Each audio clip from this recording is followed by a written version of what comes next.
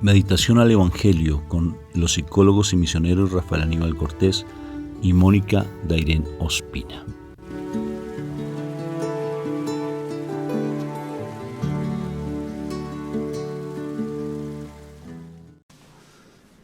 Bueno, muy bien, Dios me lo bendiga, Dios me lo llene de mucha paz, que el Señor me lo siga llenando con su preciosa gracia, la gracia que a través del Espíritu Santo mi Padre Dios le dio a nuestra Madre María. Esa misma gracia está para nosotros, porque mi Madre María en sus apariciones, ella dice: pídanme la gracia y yo se las daré a manos llenas. ¿Qué les parece? Ese regalo que le dio el Espíritu Santo también lo podemos recibir nosotros, si lo queremos. ¿Y la gracia qué es, Moni? Presencia de Dios. Eso es la gracia. Regalo inmerecido, dice la Biblia, ¿verdad? Dice Pablo que es un regalo inmerecido porque somos pecadores. Dice Juan, en la primera carta de Juan, dice: somos pecadores, que mentiroso llamamos a nuestro Padre Dios si no nos reconocemos como pecadores, porque somos pecadores. Y como pecadores venimos aquí a la fuente de vida para que nos ayude a limpiar tanto pecado, tanta inmundicia que no nos deja estar en esa gracia hermosa de la presencia de Dios. Entonces, ¿estás dispuesto a recibir de la palabra, a limpiarte cada día más de lo que el Señor nos quiere regalar con su agua de vida? Yo estoy dispuesto. ¿Tú también? Entonces, vamos a invocar entonces la Santísima Trinidad para que esa agua que se le dio a la samaritana también la recibamos nosotros. Porque el agua viva de la samaritana, ¿cuál fue? Que empecemos a tener convicción de pecado. ¡Ay! Eso está tremendo, Moni. ¿No te parece? Uh-huh. Espectacular. Empezamos, por favor. El Espíritu está que habla, ¿sí o no? Por la señal de la Santa Cruz, de nuestros enemigos, líbranos, Señor, Dios nuestro. En el nombre del Padre, del Hijo y del Espíritu Santo. Amén. Uy, no. Espíritu Santo de amor, estoy sorprendido con lo que tú hablas, con lo que tú dices tan lindo. Cómo te recorre la Biblia, cómo te mueves de aquí para allá.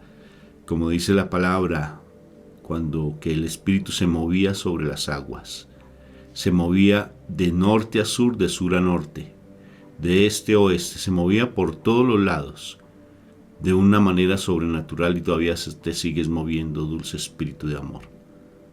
Porque aquí estás con nosotros. Sé que, como dice la palabra, también hay un torrente de agua viva que fluye en este momento aquí desde nuestra casa donde estamos, hacia todas las vertientes del mundo. Por todo lado fluye ese torrente de agua y es tu presencia viva. Sé que está llegando a cada corazón, a cada familia, está llegando a cada persona que necesita de tu palabra. Somos pecadores y necesitamos de tu presencia viva, Espíritu Santo, para morir a esa condición y estar siempre en ti. Por eso tu palabra, Espíritu de amor, es la que nos nutre, nos alimenta, nos limpia, nos purifica.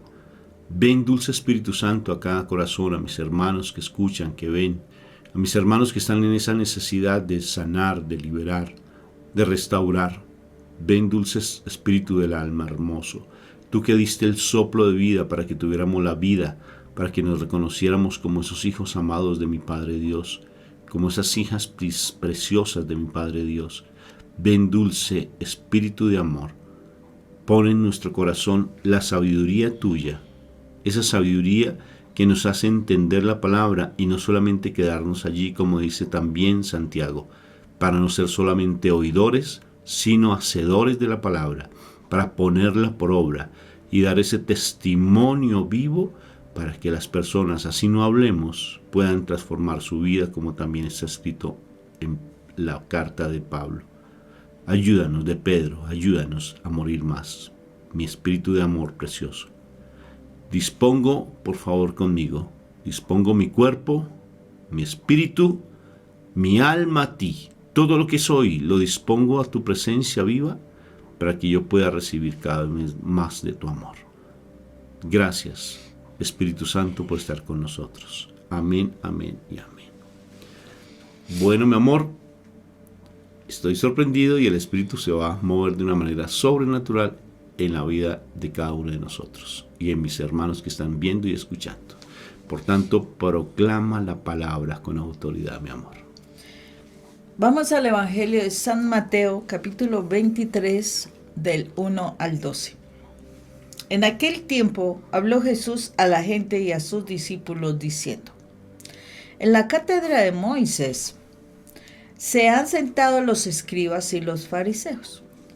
Hagan y cumplan todo lo que les digan, pero no hagan lo que ellos hacen, porque ellos dicen, pero no hacen. Atan cargas pesadas y se las cargan a la gente en los hombros, pero ellos no están dispuestos a mover un dedo para empujar. Todo lo que hacen es para que los vea la gente. Alargan las filacterias y agrandan las orlas del manto. Les gustan los primeros puestos en los banquetes y los asientos de honor en las sinagogas. Que les hagan reverencias en las plazas y que la gente los llame rabí. Ustedes, en cambio, no se dejen llamar rabí, porque uno solo es su maestro y todos ustedes son hermanos. Y no llamen padre a ustedes a nadie en la tierra, porque uno solo es su Padre, el del cielo. No se dejen llamar maestros, porque uno solo es su maestro, el Mesías. El primero entre ustedes será su servidor, y el que se enaltece será humillado. El que humilla será enaltecido. Palabra de Dios. Bendito y alabado seas tú, papito Dios, por esta palabra que nos regalas. Qué palabra tan completa, tan preciosa, y es ese manual de vida. Gracias, papito Dios del cielo. Tremendo, man. Tremenda palabra, sí, porque pues mire que en muchísimas situaciones está pasando, que pasan en la actualidad, se dan se dan y se dieron en el tiempo de nuestro Señor Jesucristo, ¿sí? O sea que la palabra es actual, es particular. Ay, Dios mío, cómo es de grande y poderoso que la forma como escribieron los discípulos o las personas encargadas de escribir, porque fueron en cuatro evangelios, pero de los 4 solamente fueron 2, o sea que yo tenga conocimiento, 2 apóstoles de él directos, los otros fueron discípulos de discípulos, y la cantidad de personas aparte de eso, o sea 40 escritores que se plantean, escribieron la palabra de Dios. Queda uno sorprendido de la actualidad de la palabra de Dios, o sea la palabra de Dios es por siempre, no tiene fechas, así las personas de pronto piensen que es por fechas, no, tiene actualidad. Y están hablando de situaciones que en el tiempo de nuestro Señor Jesucristo se daba y todavía se da muchísimas veces, ¿sí? Y es la situación de que a veces no damos el testimonio correspondiente. Esa es la verdad. O sea, muchas personas que se ubican en lugares de privilegio dentro de la iglesia, desafortunadamente no dan testimonio. Pero no nos quedemos solamente con una situación no, entonces vamos a mirar a los sacerdotes. No, o sea, eso ya es una situación que ya conocemos. Pero el asunto es que nos dedicamos a criticarlos a ellos.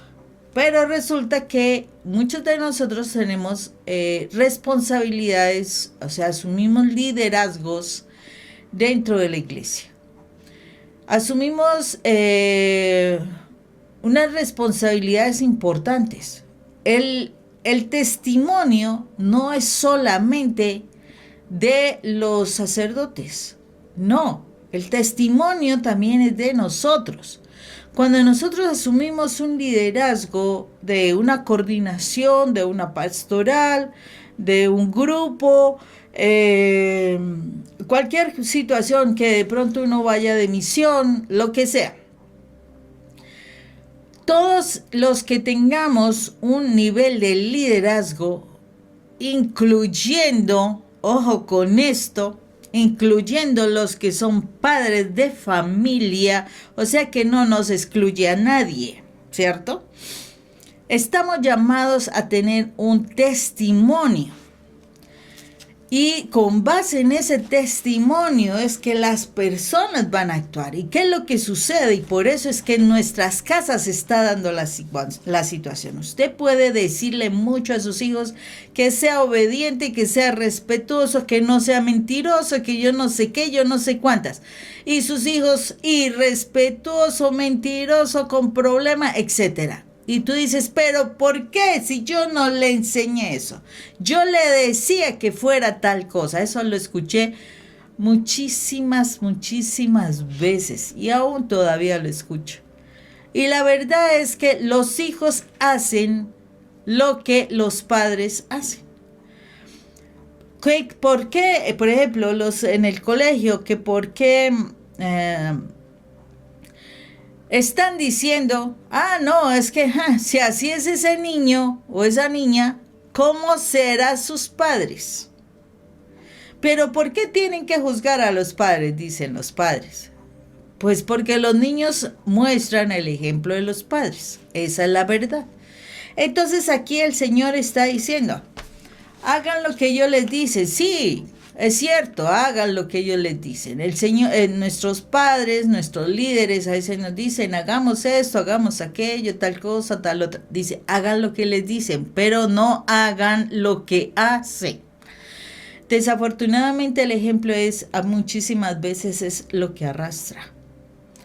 Y se termina muchas personas haciendo lo mismo que sus propios líderes, sus padres o sus líderes en la iglesia, en el colegio, bueno, etcétera. O sea, cualquiera que tenga un liderazgo es un ejemplo para los que vienen. Entonces todos por eso somos llamados a tener un correcto testimonio, sea como sea.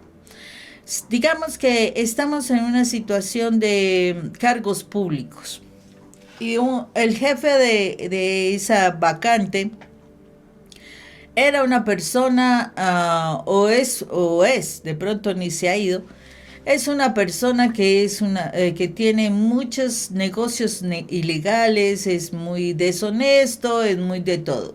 ¿Tú qué crees que va a pasar con los que le siguen? Ellos también aprenden a hacer eso. Tanto que llegará el momento en que él se tenga que ir, pues el que lo suceda muchísimas veces, si es de los que estuvieron con él, vendrá a hacer lo mismo. ¿Sí? Por esa situación, porque estamos mirando el ejemplo.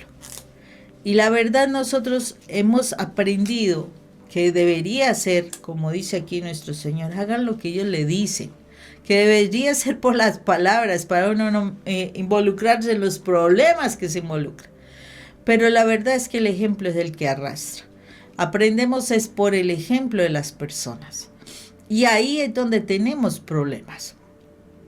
Y problemas importantes. Les voy a decir por qué. Porque la palabra de Dios nos enseña algo. Y deberíamos hacer lo que la palabra de Dios nos enseña. Pero como son palabras, ¿cierto? Entonces preferimos ver a los líderes que enseñan las palabras. Y nos quedamos en los líderes, no más, ni siquiera en las palabras, para colmo de males. Nos quedamos en las palabras, en los líderes. O sea, que cuando esa persona, líder en el plano espiritual, falla, entonces yo me ofendo con quien menos debía ofenderme, que es con Dios. No, pero es que yo me ofendí porque es que allí en esa iglesia pasó esto y aquello y lo demás, porque no falta el comentario. Y resultó que por eso me fui de la iglesia. Por eso me fui de la iglesia. Y entonces la pregunta es, ¿la iglesia la mandaba esa persona o en esa iglesia manda Dios?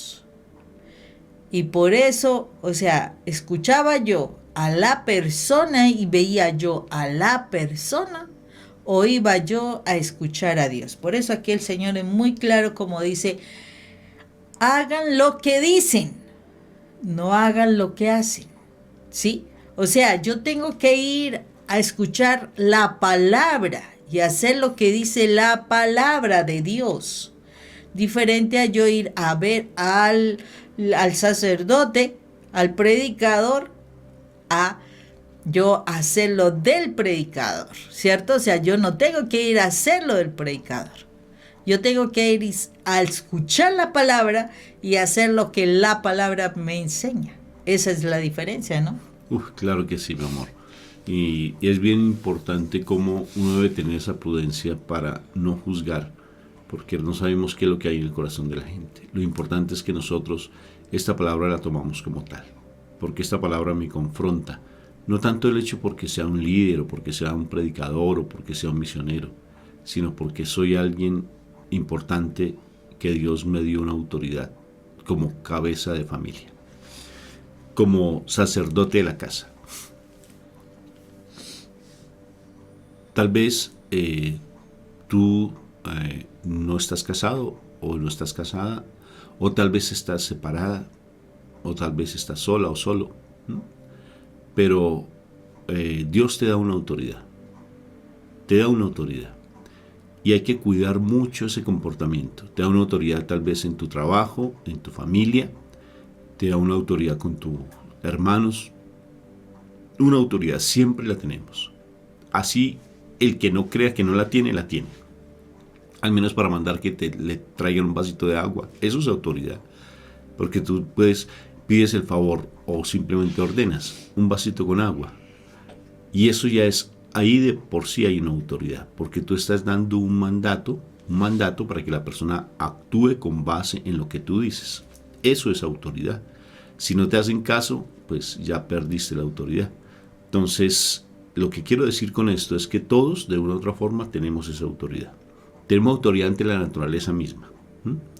Eso está en Génesis, solamente que la hemos perdido por el pecado, pero la tenemos. Tenemos, por ejemplo, si tú tienes una mascota, ¿acaso la mascota de una u otra forma no te obedece? Los conejos no obedecen, no obedecen. Tenemos un conejito y no obedece, pero los perritos sí. Cuando tú le has sido autoridad para los animales. En algunas cosas obedece el conejito. Pero fíjate cómo, Moni, realmente esa autoridad que Dios nos da a nosotros hace que de una u otra forma tengamos que nosotros saberla emplear de una manera adecuada. Porque de lo contrario va a haber un juicio fuerte, porque podemos caer en ese espíritu fariseico. Podemos caer en ese espíritu de creer que conocemos la palabra o que somos unas personas muy orantes, pero nuestro comportamiento nada que ver con eso. Porque fácilmente aquí el Señor está hablando de los que les gusta llamar la atención. Tal vez yo caigo en eso. Estar buscando la aprobación y el reconocimiento de los demás. Y mi comportamiento nada que ver con respecto a lo que yo profeso. Tremendo, Moni, eso es delicado. Porque si tú sigues leyendo este evangelio, que te lo invito a que lo leas, empiezan los ay de mi Jesús de Nazaret. Ay de aquellos. Ese lamento, eso es una condenación muy fuerte, muy pero muy fuerte. Por tanto, hoy el Señor me está llamando la atención, no sé a ti, pero a mí me la llama, con respecto a la autoridad que nos dio, ya que tengamos esa prudencia con nuestro comportamiento. Porque podemos decir cosas muy lindas aquí. Tal vez tú has escuchado nuestra parte muchas veces hablar y te ha impactado lo que hablamos, pero si mi comportamiento no tiene nada que ver con lo que yo digo, ese ay de mi Jesús es un juicio severo, muy severo, porque o llega la vida o llega la muerte, la condenación eterna o el gozo eterno. Impresionante. El problema es que a veces simplemente nos quedamos con lo humano, con lo que vivimos, con lo que experimentamos. Entonces creemos que esto ya es tener como la paz, la felicidad temporal, carnal de este mundo, y esto no es nada, porque realmente lo importante es arriba en el cielo. Pablo bien nos dice que tenemos que tener esa mirada puesta en el cielo, en lo eterno y no en el mundo. Y saber que vamos a tener un galardón, un premio, o vamos a tener un juicio, una condenación y un castigo eterno. Dios mío. Entonces es hora de despertarnos. Me acordé cuando estaban haciendo las murallas de Jericó, Moni. No es que yo haya estado allí, sino que me acordé cuando leí las murallas de Jericó. No, ya yo sé que tengo canitas, sino que me acordé de lo que leí. Cuando Nehemías es el sacerdote, está... Jeremías. Nehemías. Sí. Entonces estaban... Esdras. Esdras es el sacerdote, cuando estaban construyendo las murallas, porque los dos estuvieron construyendo las murallas al mismo tiempo, Nehemías y Esdras. El sacerdote, que es Esdras, toma la palabra, la lee ante las ruinas, mi ruina, el corazón, ante la dolencia de que se me perdió alguien, de que no tengo ese esposo que me amaba, aparentemente, la salud, mi ruina con respecto a lo financiero, que a veces opaca tanto nuestra condición espiritual, la parte de la familia misma, que mi hijo, que mi esposo, que mi hija, que mi esposa, todo eso, que incluso también viene toda la parte de la ansiedad, la depresión, el desespero, todo lo que sientes, lo que estás sintiendo ahora, mi hermanita, porque estás sintiendo una opresión en tu corazón. No tienes la paz, ¿verdad?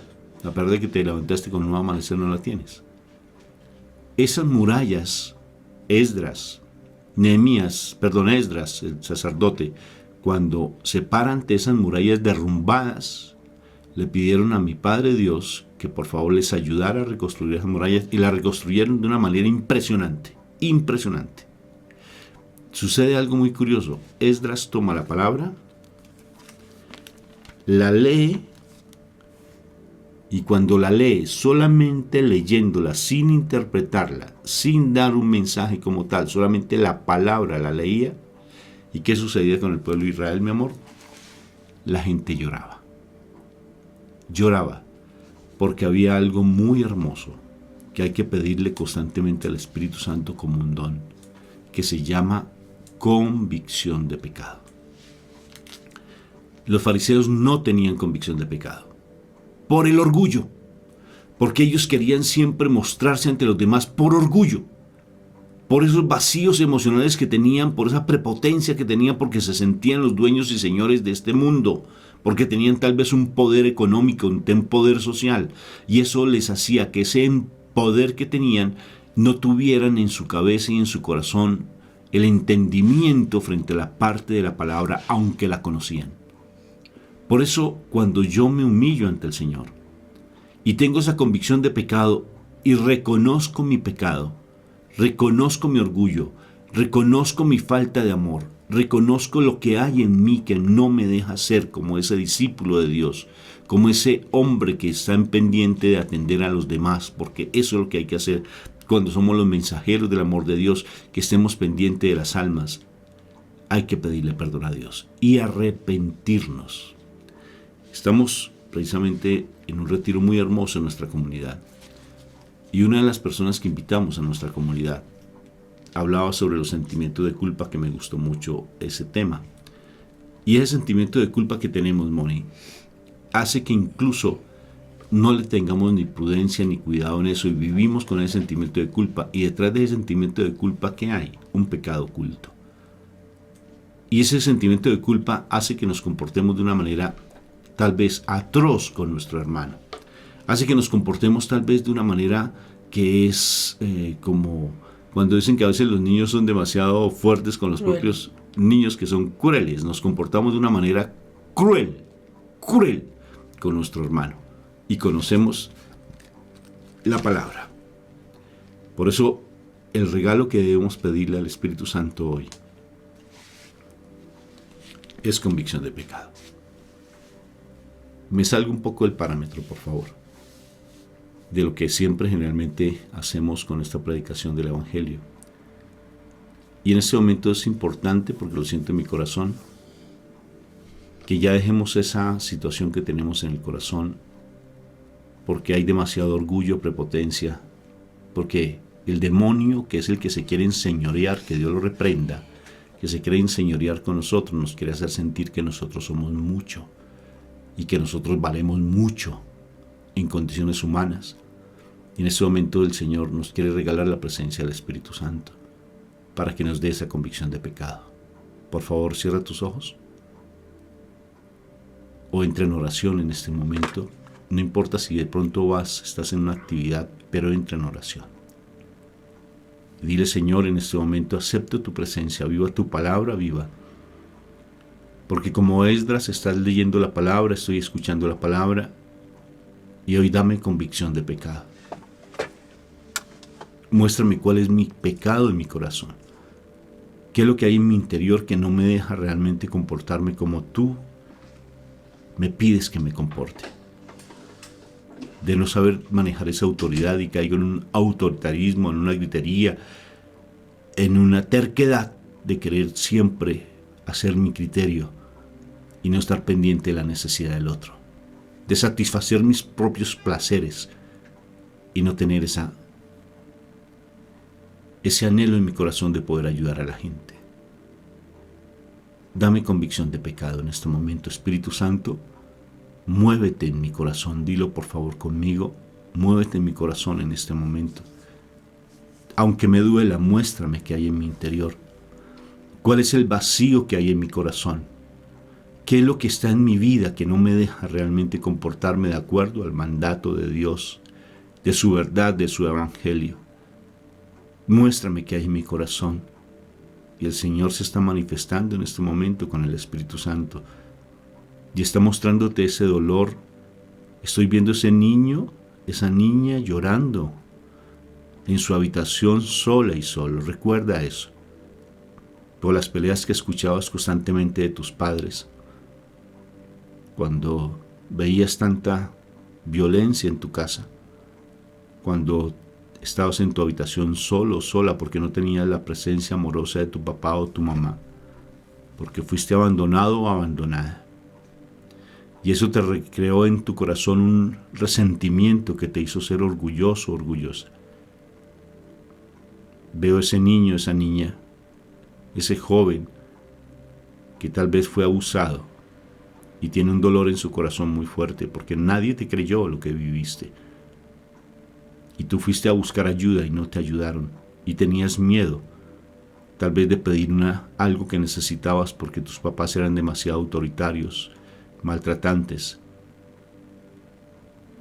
y eso te generó en ti un vacío tan grande que por eso no eres capaz de transmitir amor y afecto, y caíste en un orgullo, en una prepotencia, en una altivez, en un miedo constante hacia las cosas,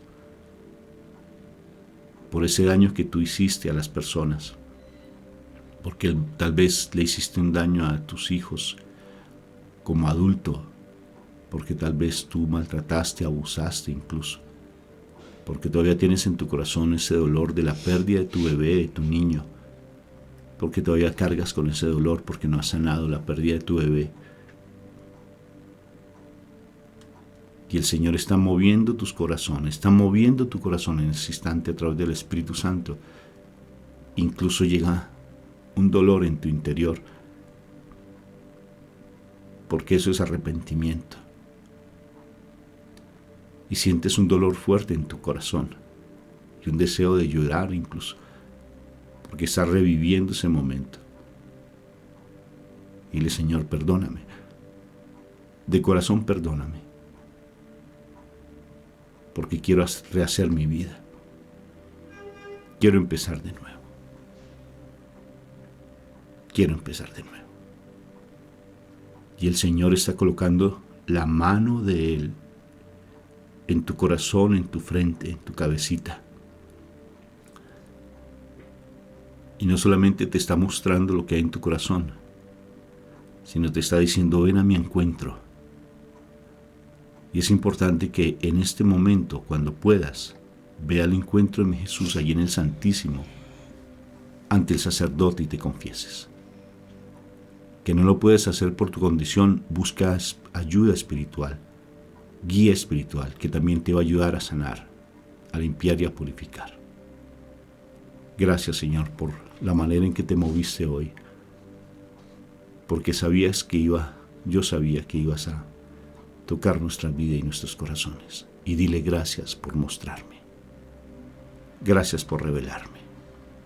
Este pasaje tan hermoso que me diste hoy era para mí. Gracias, Padre tan eterno. por tu amor y misericordia para con nosotros. Amén. Amén. Y amén. Un fuerte abrazo.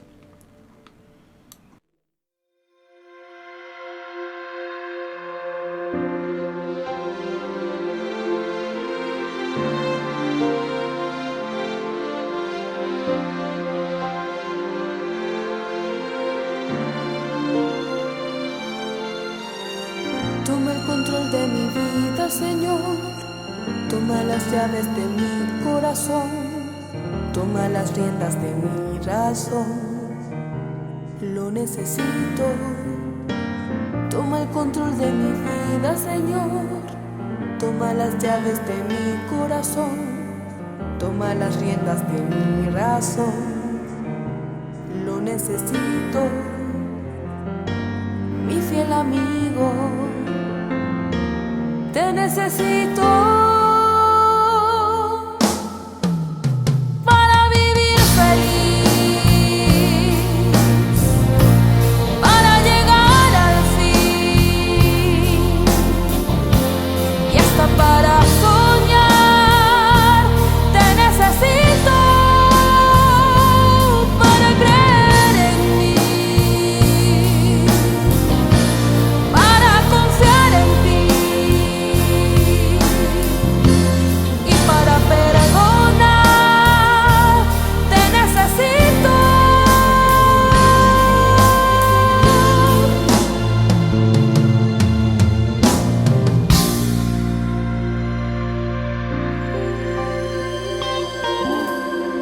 Toma el control de mi vida, Señor.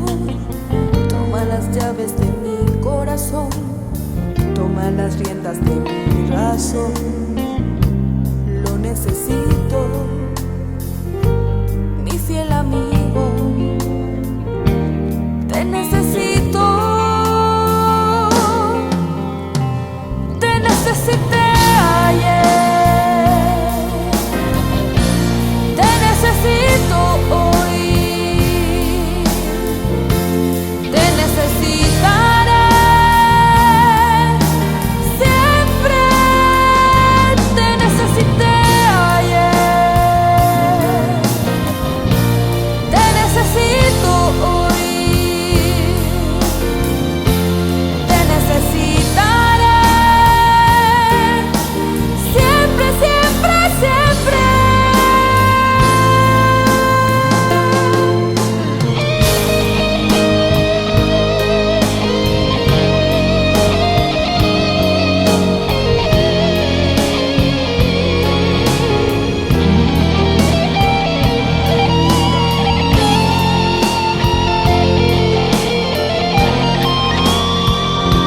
Te necesité ayer. Te necesito hoy. Te necesitaré siempre.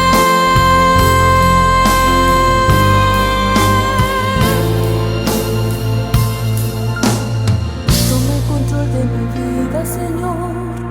Toma las llaves de mi corazón. Toma las riendas de mi razón.